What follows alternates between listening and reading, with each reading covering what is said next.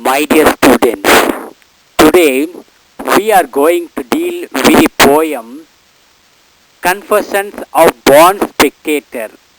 This poem is in the second unit of 11th English book. Good. அன்பானவர்களே, இந்த வீடியோவில் நாம் பார்க்கக்கூடிய poem the confessions of born spectator, அதாவது 11th இங்கிலீஷில் செகண்ட் யூனிட்டில் இருக்கக்கூடிய போயம் பற்றி தான் நம்ம இந்த வீடியோவில் பார்க்க போகிறோம். The first stanza goes like this. One infant grows up and becomes a jockey. Another plays basketball or hockey. This one the prize ring hates to enter. That one becomes a tackle or center. I'm just glad as glad can be that I am not them, that they are not me. One infant grows up and becomes a jockey. அதாவது ஒரு குழந்தை வளர்கிறது ஒரு ஜாக்கியாக, அதாவது ஒரு hours ரைடராக, குதிரை ரேஸில் போவாங்க இல்லைங்களா, அவர்களாக வளர்கிறது. அனதர் பிளேஸ் பாஸ்கெட் பால், இன்னொரு குழந்தை என்ன செய்யுதுன்னா பாஸ்கெட் பால் விளையாடுது அல்லது ஹாக்கி விளையாடுது. This one the prize ring hates to enter, இன்னொரு குழந்தை என்ன பண்ணுது, குத்து சண்டை அப்படின்னாவே பயம், அது பக்கத்திலே போகாது.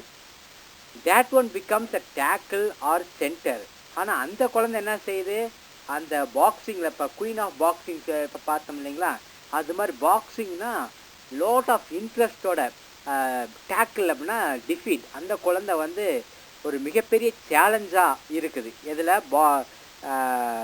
பாக்ஸிங்கில். அதே மாதிரி பாக்ஸிங்கில் மையப்பகுதியாக சென்டராக இருக்குது. அப்படிலாம் சொல்லிவிட்டு கடைசியில் அவர் சொல்கிறாரு, I am just glad as glad can be. ஒரு கிளாட் அப்படின்னா சந்தோஷம். ஒரு சந்தோஷம் எந்த அளவுக்கு இருக்க முடியுமோ அந்த அளவுக்கு நான் சந்தோஷமாக இருக்கிறேன். ஏன்னா நான் அவங்க கிடையாது, அவங்க நான் கிடையாது. That I am not them and they are not me. நான் அவர்களாக இருக்க ஒருபோதும் விரும்பியது கிடையாது, அவர்களும் என்னை போலவே இருக்கணும் அப்படின்னு சொல்லிட்டு விரும்ப வேண்டிய அவசியமும் கிடையாது. நான் அந்த பிளேயர்ஸில் எதுவுமே ஆர்வம் கிடையாது, ஆனால் சந்தோஷத்தில் காம்ப்ரமைஸ் கிடையாது அப்படிங்கிறது தான் அந்த ஃபஸ்ட்டு ஸ்டான்ஸாக சொல்லுது. புரியுதுங்களா? குட். இந்த ஸ்டான்ஸாவை நம்ம வாசிக்கும் பொழுதும் படிக்கும் பொழுதும் நாம் கற்றுக்கொள்ள வேண்டிய விஷயம் என்னது அப்படின்னா, ஒவ்வொரு குழந்தையுமே யுனிக், தனித்தன்மை கொண்டது. ஒவ்வொருத்தருக்கும் ஒரு இன்ட்ரெஸ்ட் இருக்கும், சரிங்களா? அவங்களுக்கு உரிய ஒரு விஷயம் இருக்கும். அதே மாதிரி ஒவ்வொருத்தருக்கும் ஒரு ஆர்வம் இருக்குது. அந்த ஆர்வத்துக்கு தகுந்தாப்புல ஒவ்வொருத்தருக்கும் ஒரு திறமை இருக்கும். அந்த திறமையை அவங்களுக்கு வாய்ப்புகளை கிடைக்கும் பொழுது அதை வெளிப்படுத்துகிறாங்க. திறமைக்காகவும் திறமையில் வெளிப்பாட்டுக்கும் சந்தோஷத்துக்கும் சம்பந்தமே கிடையாது. சந்தோஷம் அப்படிங்கிறது it is something inside of us. Happiness is an inside job. நம்மளுடைய திறமைக்கும் சந்தோஷத்துக்கும் பெரிய சந்தோஷம் கிடையாது. இந்த போய்ட் ரொம்ப தெளிவாக சொல்கிறாரு, I am just glad as glad can be, that I am not them and that they are not me. அதாவது இந்த போயட் யாரோடையும் தன்னை கம்பேர் பண்ணவே கிடையாது. எப்பயுமே அடுத்தவர்களோட கம்பேர் பண்ண விரும்பியதே கிடையாது. அதனால் வென் யூ டோன்ட், எப்போ எங்கெல்லாம் கம்பேரிசன் அப்படிங்கிறது இல்லையோ அங்கே சந்தோஷம் தானாக வரும். ஒரு மனிதன் எப்போது சந்தோஷத்தை இழக்கிறா அப்படின்னா, ஐயோயோ நான் அவனை மாதிரி இல்லையே, ஐயோயோ நான் அவளை மாதிரி இல்லையே, ஐயோ நான் அவளை மாதிரி படிக்கலையே, ஐயோ நான் அது மாதிரி பெரிய ஆளை வரலையே, ஐயோ நான் அவ்வளோ சம்பாதிக்கலையே, அந்த மாதிரி இல்லையே, இந்த மாதிரி இல்லையே, அந்த குழந்தை மாதிரி இல்லையே, இந்த குழந்தை மாதிரி இல்லையே, சிகப்பாக இல்லையே, நான் ஹைட்டாக இல்லையே, நான் ஒல்லியாக இல்லையே, இப்படின்னு கம்பேர் பண்ணி தன்னுடைய சந்தோஷங்களை பல குழந்தைகள் இழக்கிறார்கள். அவர்களுக்கெல்லாம் முக்கியமான பாடமாக பகுதியாக அமையிறது என்னதுன்னா இந்த stanza. I am just glad as glad can be that I am not them, that they are not me. அவங்க மாதிரி நான் கிடையாது, அவங்க என்ன மாதிரி கிடையாது. I am happy. எப்படி ஒரு சந்தோஷம் இருக்கணுமோ அந்த அளவுக்கு இருக்கிறேன் அப்படின்னு சொல்லிட்டு மிக அருமையான ஒரு லெசனோட இந்த ஸ்டான்ஸா வந்து ஆரம்பிக்குது. Good. The second stanza goes like this. With all my heart I do admire athletes who sweat for fun or hire, who take the field in gaudy pomp and maim each other as they romp. My limp and bashful spirit feeds on other people's heroic deeds. With all my heart I do admire. அதாவது என்னுடைய முழு இதயத்தோடு மனப்பூர்வமாக இந்த மாதிரி விளையாடக்கூடிய athletes விளையாட்டு வீரர்களை எனக்கு ரொம்ப பிடிக்கும். ஐ அட்மயர் அப்படிங்கிறது ரொம்ப பிடிக்கும். Sweat for fun or hire, அதாவது அவங்க வந்து பணத்துக்காக விளையாண்டாலும் சரி அல்லது ஃபன்னுக்காக ஜாலி சந்தோஷத்துக்காக விளையாண்டாலும் சரி, எதுக்கு விளையாண்டாலும் அவங்கள விளையாடுறப்ப எனக்கு ரொம்ப ரொம்ப பிடிக்கும் அவங்கள. எப்படின்னா who take the field in gaudy pomp, அதாவது ஃபீல்டுக்குள்ள வரும்போது தங்களுடைய கலர் ட்ரெஸ்ஸு ரொம்ப சூப்பராக அழகழகான ட்ரெஸ்ஸு போட்டுக்கிட்டு அப்படியே ரொம்ப ஷோயி ட்ரெஸ்ஸில் வரும்பொழுது அவ்வளோ அழகாக இருக்கும். And name each other as they romp, விளையாடும்பொழுது ரெண்டு பேர், அது ஹாக்கியாக இருக்கலாம், ஃபுட்பாலாக இருக்கலாம், பாக்ஸிங்காக இருக்கலாம். எஸ்பெஷலி பாக்ஸிங் விளையாடும் பொழுது ஒருத்தர் அடிச்சுக்கிட்டு வா ஒன்று கத்திக்கிட்டு அப்படி வந்து மெய்ம் அப்படின்னா இன்ஜுவர் அட்டாக் இன்ஜுவர் பண்ணி விளையாடுறது.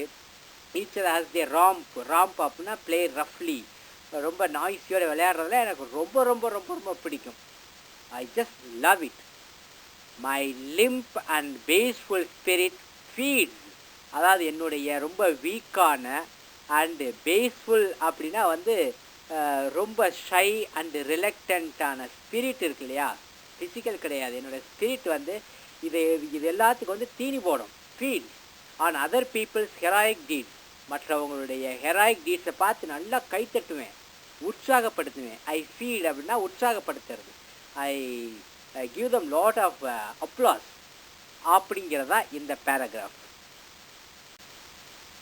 மாணவர்களே, இந்த ஸ்டான்ஸாவில் நாம் தெரிய வேண்டியது என்னவென்றால், நம் வாழ்க்கையில் பார்ப்பதற்கும் பழகுவதற்கும் ரசிப்பதற்காக மட்டுமே ஒரு சில மக்களை தனிமைப்படுத்தி வைத்திருக்கிறோம். அவர்களைப் போல இருப்பதற்கு நாம் ஒருபோதும் விரும்புவதே கிடையாது. உதாரணத்திற்கு நாம் பார்க்கும் நடிகர்கள், அவர்கள் நடிப்பை நாம் விரும்புவோம், அவர்கள் செய்யக்கூடிய செயல்களை நாம் விரும்புவோம். ஆனால் ஒருபோதும் அவர்களை நாம் கடைபிடிப்பதே இல்லை. அவர்கள் என்ன சொன்னாலும் நாம் அதை கடைபிடிக்கப் போகிறது இல்லை. ஒரு சில நடிகைகளின் நடைபாவனைகள் நமக்கு மிகவும் பிடிக்கும், அவர்களுடைய ட்ரெஸ்ஸிங் சென்ஸ் கூட நமக்கு பிடிக்கும். ஆனால் அதே போல் நம்மளால் ட்ரெஸ் போட முடியுமா, ட்ரெஸ் அணிய முடியுமா? இல்லை, அது நமக்கு பிடிக்காது. இப்போ அது அப்படியே பிடிச்சினா வெளியில் போக முடியாது. சரிங்களா? இதெல்லாம் உங்களுக்கு தெரியும்னு நினைக்கிறேன். ஒன்று. அதே நேரத்தில் இன்னொரு பாசிட்டிவாக ஒரு சில நபர்களை பார்ப்போம்.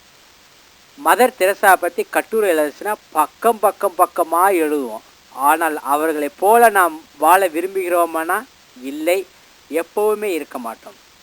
சரிங்களா? அப்துல் கலாம் பற்றி கவிதையோ கட்டுரையோ ஏதாவது ஒரு கவிதை சொல்லுங்கப்பா எழுதுங்கப்பான்னா அப்படியே பக்கமாக எழுதுவோம். ஆனால் அப்துல் கலாம் மாதிரி நான் வாழப்போகிறேன்னா, வாழ்வதற்கு ரெடியானா இல்லை. மகாத்மா காந்தியை பற்றி வாய் கிழிய கிழிய கிழிய கிழிய பேசுவார்கள். ஆனால் காந்தியினுடைய வாழ்க்கை மாதிரி நம்ம வாழ்கிறானா ஒரு 0%, யாருமே வாழ்வது கிடையாது. காமராஜர் பிறந்தநாள், அதாவது கல்வி வளர்ச்சி நாள் வந்தால் போதும், காமராஜரை பற்றி பேசாத மாணவர்களே இருக்க மாட்டார்கள். ஆனால் காமராஜர் போல வாழ்க்கையில் இருக்க வேண்டுமென்றால் இல்லை. எத்தனையோ அரசியல்வாதிகள் காமராஜரை பற்றி பேசுவார்கள், அப்துல் கலாம் பற்றி பேசுவார்கள், எவ்வளவோ நல்ல அரசியல்வாதிகளை பற்றி பேசினாலும் புகழ்வார்களை தவிர அவர்களைப் போல ஒருபோதும் இருப்பதில்லை. இந்த பேராகிராஃபில் அதைத்தான் சொல்கிறாங்க. சரிங்களா?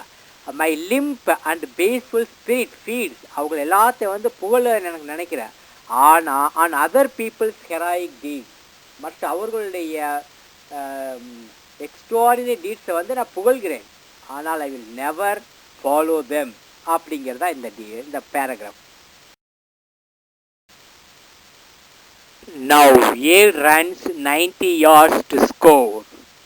B knocks the champion to the floor, cracking vertebra and spine, lashes his steed across the line. You'd think my ego it would please to swap positions with one of these. Now A runs 90 yards to score. அதாவது ஏ என்ற athlete வந்து ஒரு 100 மீட்டரில் 90 metre போகிறான்னு வச்சுக்கோங்களேன். அந்த நேரத்தில் B knocks the champion to the floor. உடனே பி போய் அந்த ஏவை வந்து ஒரே அடித்து கீழே தள்ளி விட்றாரு, ஃப்ளோரில் தள்ளி விட்றாரு அந்த சாம்பியனை.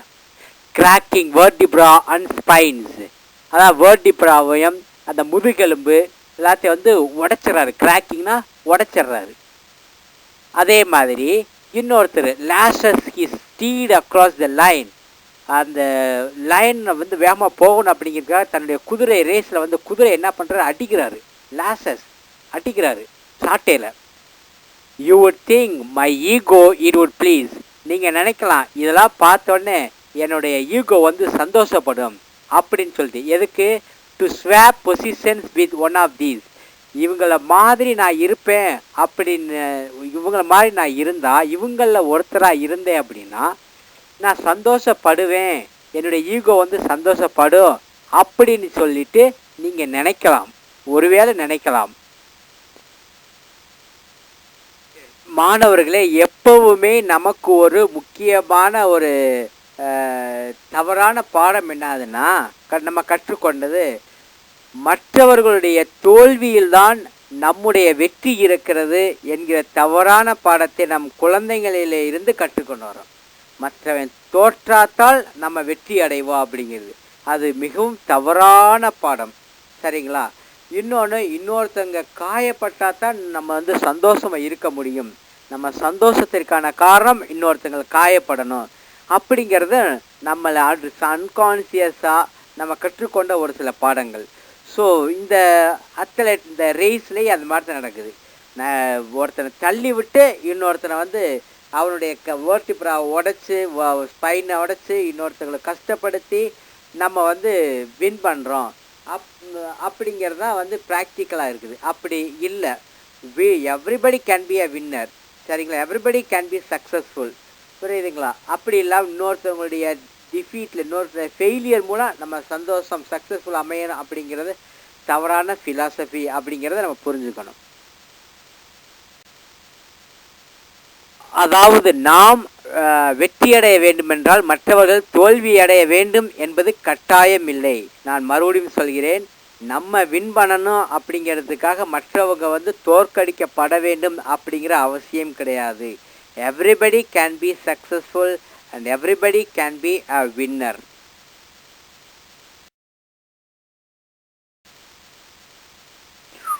Well, ego, it might be pleased enough, but zealous athletes play so rough. They do not ever in their dealings consider one another's feelings. I am glad that when my struggle begins, twixt prudence and ego, prudence wins. Well, ego it might be pleased enough.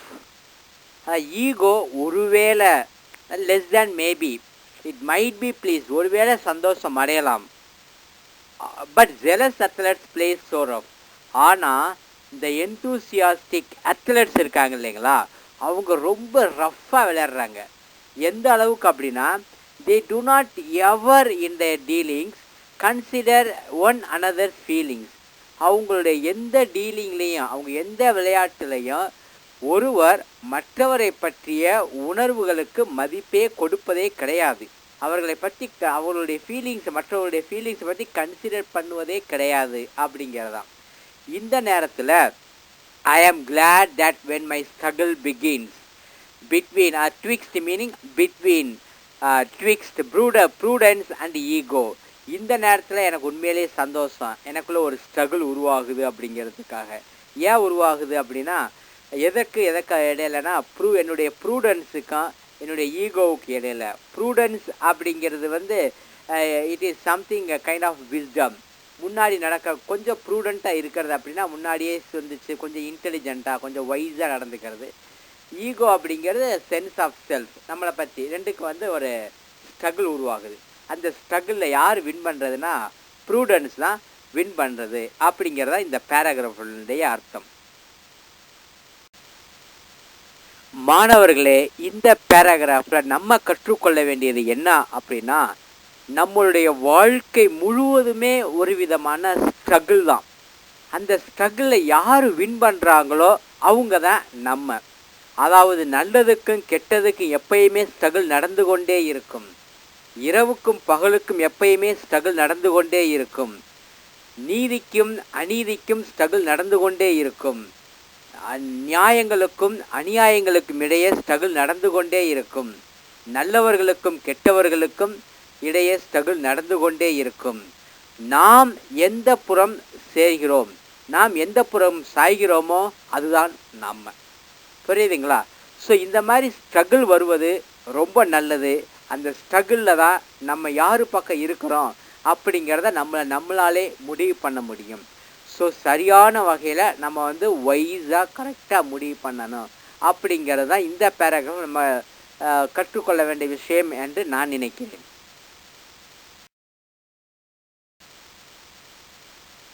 When swollen eye meets snarled fist, when snaps the knee and cracks the wrist, when officialdom demands, is there a doctor in the stands? My soul in true thanksgiving speaks for this modest of physics. When swollen eye meets gnarled fist, ஏற்கனவே வீங்கி போன கண்கள் மீண்டும் ஒரு முறை அந்த கடுமையான கோபமான ஃபிஸ்டை மறுபடியும் பார்க்கும் பொழுது, when snaps the knee, முழங்காலை உடைக்கும் பொழுது, அந்த உடைக்கும் பொழுது வரக்கூடிய சத்தம், and cracks the wrist, இந்த கை முட்டி உடைக்கும் பொழுது உடைத்து அந்த வரக்கூடிய சத்தத்தின் போது, when officialdom demands, is there a doctor in the stands, அங்கே இருக்கக்கூடிய அந்த அட்மினிஸ்ட்ரேட்டரில் ஒருத்தர், இங்கே யாராவது டாக்டர் அங்கே நிற்கிறவங்கள வேடிக்கை பார்க்குறவங்கள அதாவது ஆடியன்ஸில் யாராவது டாக்டர் இருக்கீங்களா அப்படின்னு சொல்லி கேட்கும் பொழுது, my soul in true thanksgiving speaks for this modest of physiques, என்னுடைய ஆன்மாவானது உண்மையான நன்றியுணர்வோடு இந்த மாடஸ்ட் அப்படின்னா அன்சர்டன், அன்அசர்ட்டிவ், இந்த நிரந்தரமில்லாத உடல்களை பற்றி பேச ஆரம்பிக்கிறது. இந்த உடல்களுக்காக, இந்த அத்லெட்ஸ்க்காக பேச ஆரம்பிக்கிறது. என்னுடைய ஆன்மா வந்து பேச ஆரம்பிக்கிறது அப்படிங்கிறதா இந்த பேராகிராஃபினுடைய அர்த்தம். மை டியர் ஸ்டூடெண்ட்ஸ், போன ஸ்டான்ஸாவில் 2 அப்ஸ்ட்ராக்ட் டேர்மை வந்து சொல்லி இன்ட்ரடியூஸ் பண்ணார். ஒன்று ப்ரூடென்ஸு அண்டு ஈகோ. இந்த ஸ்டான்ஸால் பார்த்தீங்கன்னா சோல் அப்படிங்கிற இன்னொரு அப்ஸ்ட்ராக்ட் டேர்மை கொண்டு வர்றாரு. My soul in true thanksgiving speaks அப்படின்னு சொல்லி சொல்கிறாரு. ஸோ இங்கே வந்து இந்த சோல் அப்படிங்கிறது வந்து இந்த ப்ரூடன்ஸுக்கும் ஈகோவுக்கும் இடையில இருக்கக்கூடிய சண்டையில் ப்ரூடன்ஸ் வின் பண்ணும் பொழுது உண்மையான சோல் வந்து வெளியில் வர்றதை காண்பிக்கிறாங்க. ஸோ இதெல்லாம் வந்து அப்ஸ்ட்ராக்ட் டேர்மில் பேசுகிறாங்க. கடைசியில் சோல் தான் வந்து முடிச்சு வைக்குது. ப்ரூடன்ஸ் அதான் சரி அப்படின்னு சொல்லிட்டு இந்த ஜட்ஜ் அப்படின்னு வச்சுக்கலாமே. ஆல்ரைட், இங்கே ஒரு அப்ஸ்ட்ராக்ட் டேர்ம் சொல்ல வர்றாங்க, அது உங்களுக்கு தெரியணும் அப்படிங்கிறதுக்காக. Good.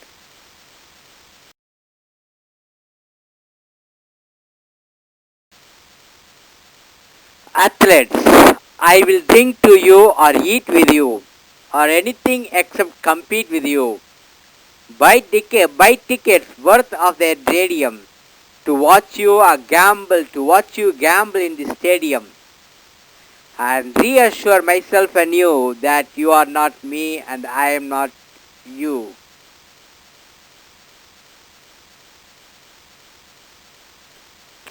Athletes, I will drink to you or eat with you. அதாவது வீராங்கனைகளே, விளையாட்டு வீராங்கனைகளே, உங்களோடு நான் வந்து தண்ணி குடிப்பேன். உங்களோடு நான் வந்து I will drink to you. உங்களோடு தண்ணி குடிப்பேன். உங்களோடு சேர்ந்து வந்து குடிப்பேன். உங்களுக்கும் கொடுப்பேன். அதே மாதிரி I will eat with you, or உங்களோடு சேர்ந்து சாப்பிடுவேன். Or anything except compete with you, மற்ற என்ன வேணாலும் செய்வேன். ஆனால் உங்களோட என்னைக்குமே போட்டி போட மாட்டேன். கம்பீட்னா போட்டி போடுறது. I will never compete with you. Buy tickets worth of the radium, அதாவது ரேடியத்துக்கு ஈக்குவலாக இருக்கக்கூடிய அந்த டிக்கெட்ஸை கட்டாயம் வாங்குவேன். ரேடியத்தினுடைய மதிப்பு இருந்தாலும் அந்த டிக்கெட் உங்களுக்காக நான் வாங்குவேன். To watch you Gamble in the stadium, நீங்கள் ஸ்டேடியத்தில் வந்து சந்தோஷமாக விளையாடுறத, ஓடுறத, ஜம்ப் பண்ணுறத, சந்தோஷமாக இருக்கிறத நான் பார்க்குவேன். எவ்வளவு கொடுத்து ரேடியத்துக்கு தகுந்த டிக்கெட் கொடுத்து கூட நான் பார்க்குவேன். And I reassure myself and you that you are not me and I am not you. நான் மறுபடியும் புதுப்பிச்சுக்கிறேன், மறுபடியும் ரீஅஷ்யூர் பண்ணுறேன், உறுதியாக சொல்கிறேன். நீங்கள் நான் கிடையாது, நான் வந்து நீங்கள் கிடையாது. நீங்கள் வேறு, நான் வேறு. உங்கள் ட்ராக் வேறு, என்னுடைய ட்ராக் வேறு. அப்படிங்கிறது தான் இந்த paragraph. My dear students, equality does not mean sameness. அதாவது ஒரே மாதிரி இருப்பதற்கு பெயர் வந்து ஈக்குவாலிட்டி கிடையாது. All are equal, but all are not same. I repeat, all are equal, but all are not same. ஒவ்வொருத்தரும் வித்தியாசமானவங்க, ஒவ்வொருத்தரும் யூனிக், ஒவ்வொருத்தருக்கும் ஒவ்வொரு திறமைகள் இருக்கிறது, ஒவ்வொருத்தருடைய இன்ட்ரெஸ்ட்டும் வேறு வேறு, ஒவ்வொருத்தருடைய ஆர்வமும் வேறு வேறு. அதை வந்து நம்ம எல்லாரும் கற்றுக்கிட்டோம் அப்படின்னா எந்த பிரச்சனையுமே வராது. எங்கேயுமே கம்பேரிசன் அப்படிங்கிறது இருக்காது. எங்கேயுமே போட்டி பொறாமைக்கான வாய்ப்புகளே கிடையாது. ஏன்னா ஒவ்வொருத்தரும் ஒவ்வொரு மாதிரி இருக்கிறாங்க. ஒருத்தருக்கு நாவல் வாசிக்க பிடிக்கும், ஒருத்தருக்கு ஷார்ட் ஸ்டோரிஸ் வாசிக்க பிடிக்கும், ஒரு சிலருக்கு ட்ராமா வாசிக்க பிடிக்கும், ஒரு சிலருக்கு சினிமா பார்க்க பிடிக்கும். ஸோ ஒவ்வொருத்தருக்கும் ஆர்வம். ஒரு சிலருக்கு சீரியல் பார்க்க பிடிக்கும், ஒரு சிலருக்கு பாட்டு மட்டும் பார்க்க பிடிக்கும், ஒரு சிலருக்கு சிரிப்பொலி மட்டும் பார்க்க பிடிக்கும். இந்த மாதிரி எவ்ரிபடி இஸ் யுனிக் அப்படிங்கிற விஷயத்த கட்டாயம் தெரிஞ்சுக்கணும். அதே மாதிரி ஒவ்வொரு ஸ்டூடெண்ட்டும் யுனிக். ஒருத்தனுக்கு தமிழ் பிடிக்கும், ஒருத்தனுக்கு இங்கிலீஷ் பிடிக்கும், ஒருத்தனுக்கு மேத்தமெட்டிக்ஸ் ரொம்ப வரும், ஒரு சிலருக்கு மேத்தமெட்டிக்ஸ் சுத்தமாக வரவே வராது, ஒரு சிலருக்கு சயின்ஸ் பிடிக்கும், ஒரு சிலருக்கு சயின்ஸ் சுத்தமாக வராது. இந்த மாதிரி ஒவ்வொருத்தருக்கும் ஒரு இன்ட்ரெஸ்ட், ஒவ்வொருத்தருடைய இன்ட்ரெஸ்ட் யூனிக்கு, ஒவ்வொருத்தருடைய வாழ்க்கையும் யூனிக்கு. அப்படிங்கிற ஒரு விஷயத்தை இந்த இடத்துல நம்ம கட்டாயம் தெரிஞ்சுக்கிட்டோம் அப்படின்னா நம்ம யாரோடையும் கம்பேர் பண்ண மாட்டோம், நம்ம யாரோடையும் கம்பீட் பண்ண மாட்டோம். Life is after all a journey, it is never a race to compete with people. So நம்ம எப்பயுமே கம்பீட் பண்ண வேணாம் அப்படிங்கிறது தான் இந்த பேராகிராஃபில் நம்ம வந்து கற்றுக்கொள்ள வேண்டிய ஒரு விஷயமா இருக்குது. Now let us see a sample paragraph for this poem. The question: the poet does not wish to exchange places with the athletes. How does he justify his view? Poem Confession of Born Spectator. Poet Frederick Agden Nash. Theme: a spectator can be as enthusiastic as a performer. Beginning quote: I am just glad as glad can be. What I am not them, that they are not me. Agden Nash, 1902 to 1971, was an American poet well known for his light verse, of which he wrote over 500 pieces. With his unconventional rhyming schemes, he was declared the country's best known producer of humorous poetry. In the poem Confessions of a Born Spectator, Agden Nash talks about how people choose different sports in their lives and are desired to become athletes. While admiring the talents of the athletes and sportsmen, the poet confesses that he is neither a sportsman nor an athlete. As a spectator, he watches the rough games of the players. When a player runs to get his point, the opponent will try to knock him down. He may fall to the ground and break his backbone. Then he will become invalid in this world. So he does not want to become an athlete and he is contented to be a spectator. Ending quote. You would think my ego it would please to swap positions with one of these.